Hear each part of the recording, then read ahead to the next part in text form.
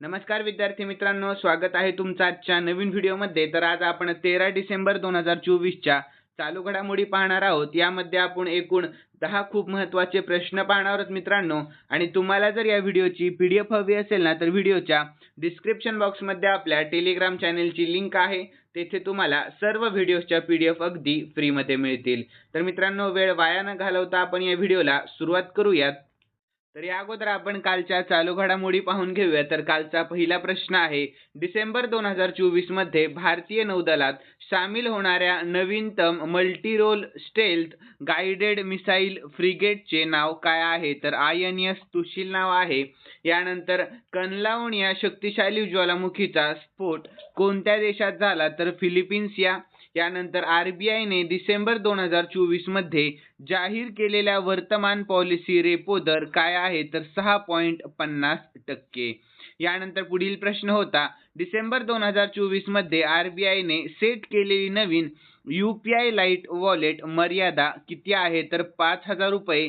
तर यानंतर नोएडा आंतरराष्ट्रीय विमानतळ कोण चालवत आहे? तर झ्युरिच आंतरराष्ट्रीय विमानतळ चालवत आहे। यानंतर 82व्या गोल्डन ग्लोब पुरस्कारांमध्ये सर्वोत्कृष्ट दिग्दर्शक मोशन पिक्चरसाठी नामांकित झालेल्या पहिल्या भारतीय दिग्दर्शकाचे नाव काय आहे? तर पायल कपाडिया। यानंतर दिल्ली येथे झालेल्या आशियाई महिला हँडबॉल चॅम्पियनशिप मध्ये भारताचे कितवे स्थान आहे? तर 6वे स्थान आहे। यानंतर कोणत्या भारतीयाला अलीकडे चॅम्पियन्स ऑफ द अर्थ पुरस्काराने सन्मानित करण्यात आलेले आहे? तर माधव गाडगिळ। यानंतर दरवर्षी कोणता डिसेंबर हा प्रवासी राजस्थानी दिवस म्हणून साजरा केला जाईल? तर 10 डिसेंबर हा।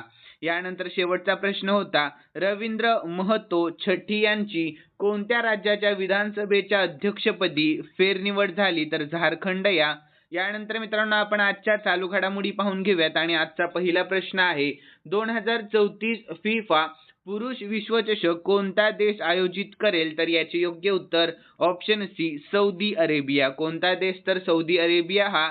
यानंतर आपण याविषयी महत्त्वाची माहिती पाहून घेऊयात। तर फिफाने जाहीर केले आहे की सौदी अरेबिया 2034 फिफा विश्वचषकाचे यजमानपद भूषवणार आहे। आणि ही स्पर्धा कतार 2022 नंतर प्रथमच मध्य पूर्व मध्ये आयोजित केली जाणार आहे। तर मोरोक्को, पोर्तुगाल आणि स्पेन 2030 आवृत्तीचे सहयजमान म्हणून निश्चित झालेले दिसून येत आहे। तर यानंतर 2026 च्या विश्वचषकामध्ये युनायटेड स्टेट्स, कॅनडा आणि मेक्सिको या 3 देशांद्वारे प्रथमच 48 संघांच्या स्पर्धेचे आयोजन केले जाईल। यानंतर मित्रांनो, आपण फिफा विषयी शॉर्ट मध्ये महत्त्वाची माहिती पाहून घेऊयात।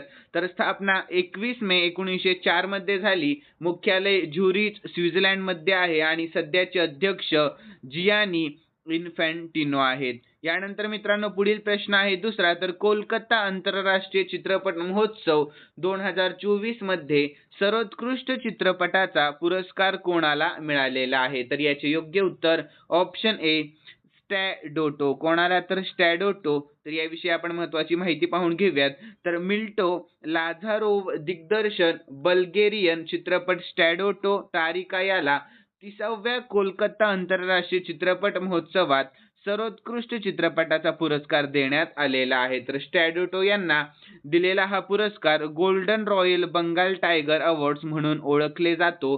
तर यानंतर पनामाच्या अंधाराला क्वेरिडो ट्रॉपिकोसाठी सर्वोत्कृष्ट दिग्दर्शकाचा पुरस्कार मिळालेला आहे। यानंतर पुढील प्रश्न आहे तिसरा, तर नोव्हेंबरचा ICC player of the month पुरस्कार कोणी जिंकला? तर याचे योग्य उत्तर ऑप्शन ए, हॅरिस रऊफ आणि डॅनी वॅट हॉज याने। म्हणजेच योग्य उत्तर ऑप्शन डी, ए व बी दोन्ही। तर याविषयी आपण महत्त्वाची माहिती जाणून घेऊया। तर पाकिस्तानच्या हॅरिस रऊफने 2002 नंतर ऑस्ट्रेलियामध्ये पाकिस्तानच्या पहिल्या एकदिवसीय मालिका विजयात त्याच्या महत्त्वपूर्ण गोलंदाजीबद्दल ICC पुरुष खेळाडूचा महिना पुरस्कार जिंकलेला आहे। तर इंग्लंडच्या डॅनी वॅट हॉजने दक्षिण आफ्रिकेविरुद्धच्या मालिकेमध्ये तिच्या उत्कृष्ट T20 इंटरनॅशनल कामगिरीसाठी महिला पुरस्कार जिंकलेला आहे। तर यानंतर आपण ICC आंतरराष्ट्रीय क्रिकेट परिषदेविषयी शॉर्टमध्ये महत्त्वाची माहिती पाहून घेऊयात। स्थापना 1909 मध्ये झाली। मुख्यालय दुबईमध्ये आहे आणि सध्याचे अध्यक्ष आहेत जय शहा। यानंतर आशिया चषक 2024 महिलाचे यजमानपद श्रीलंका आणि विजेता होता श्रीलंका आणि उपविजेता आपला भारत देश. यानंतर मित्रांनो पुढील प्रश्न आहे चौथा. तर 2024 मध्ये भारतीयांनी गुगलवर कोणते पर्यटन स्थळ सर्वाधिक शोधले आहे? तर याचे योग्य उत्तर ऑप्शन बी अझरबैजान हे. कोणते? तर अझरबैजान हे. तर याविषयी आपण महत्त्वाची माहिती देखील पाहून घेऊयात. तर गुगलच्या 2024च्या इयर इन सर्च 2024 अहवालानुसार पूर्व युरोप आणि आशियाई मध्यभागी वसलेल्या अझरबैजान हे भारतीयांच्या सर्वात आवडत्या ठिकाणांमध्ये अव्वल स्थानावर आहे, जे यावर्षी प्रवासासाठी सर्वाधिक शोधले गेले आहे. यानंतर आपण अझरबैजान विषयी शॉर्टमध्ये महत्त्वाची माहिती पाहून घेऊयात. राजधानी आहे बाकू, चलन आहे अझरबैजानी मनट आणि सध्याचे राष्ट्रपती इल्हाम अलियेव आहेत. कोण आहेत? इल्हाम अलियेव. यानंतर मित्रांनो पुढील प्रश्न आहे पाचवा. तर टेकजॉकी कंपनीने कोणत्या क्रिकेटपटूला आपला ब्रँड अँबॅसेडर बनवले आहे? तर याचे योग्य उत्तर ऑप्शन सी ऋषभ पंत. कोणाला? तर ऋषभ पंतला. तर याविषयी महत्त्वाची माहिती पाहूयात शॉर्टमध्ये. तर भारतीय क्रिकेटपटू ऋषभ पंत हा टेकजॉकीचा ब्रँड अँबॅसेडर बनला आहे, ज्याने तंत्रज्ञान आणि खेळ यांच्यातील संबंधांवर प्रकाश टाकलेला आहे. तर या सहयोगाचा उद्देश भारतातील व्यवसायांसाठी तंत्रज्ञान समाधाने सुलभ करणे हा आहे. यानंतर पुढील प्रश्न आहे सहावा.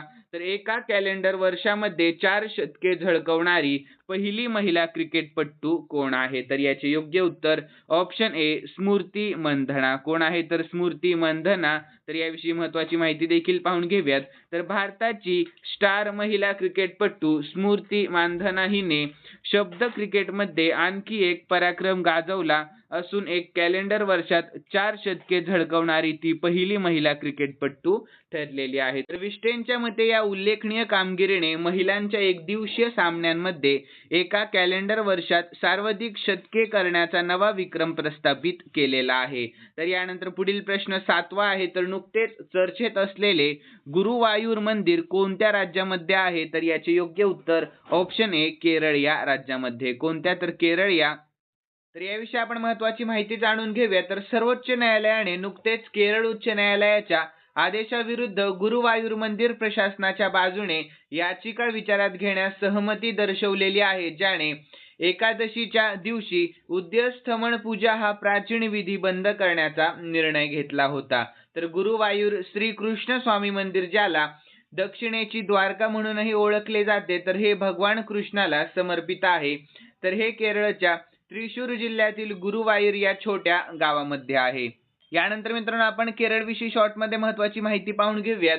राजधानी आहे तिरुवनंतपुरम. मुख्यमंत्री सध्याचे पी विजयन आणि सध्याचे राज्यपाल आरिफ मोहम्मद खान हे आहेत. यानंतर मित्रांनो पुढील प्रश्न आहे आठवा. तर directors guild of America awards मध्ये जीवन गौरव पुरस्काराने कोणाला सन्मानित केले जाईल? तर याचे योग्य उत्तर ऑप्शन सी आंग ली यांना. कोणाला? तर आंग ली यांना सन्मानित केले जाईल. तर याविषयी आपण महत्त्वाची माहिती पाहून घेऊयात.